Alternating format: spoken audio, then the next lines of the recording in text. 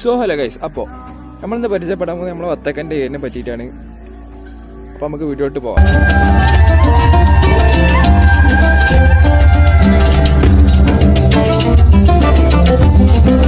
വത്തക്കൻ്റെ ഏരിനെ പറ്റി പറയുമ്പോൾ നമ്മൾ അടിവളമായിട്ട് കൊടുത്തിരിക്കുന്നത് കോഴിവളവും ആട്ടും കാഷ്ടവും ഡോളമേറ്റും മാത്രമേ ഉള്ളൂ. വേറെ ഒന്നും ഞങ്ങൾ കൊടുത്തിട്ടില്ല.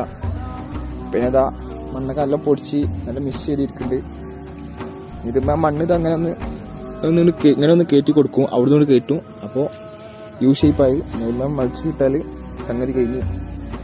പിന്നെ വത്തക്കൻ്റെ ഏരിയ നമ്മൾ എടുക്കുമ്പോൾ നല്ല മണ്ണ് പൊടിക്കണം. വത്തക്കൻ്റെ മെയിൻ കാര്യമാണ് മണ്ണ് നല്ല പൊടിയണം. പിന്നെ ഇത് മത്സ്യം കിട്ട് പിന്നെ ട്രിപ്പ് ചെയ്യാനുള്ള സൗകര്യം ഇവിടെ ചെയ്യുക. നമ്മൾ ട്രിപ്പ് ചെയ്യില്ല, വെള്ളം ഇവിടെ തന്നെ ഉണ്ട്. അപ്പോൾ അങ്ങനെ നനക്കും, ചാലിൽ വെള്ളമുണ്ട്.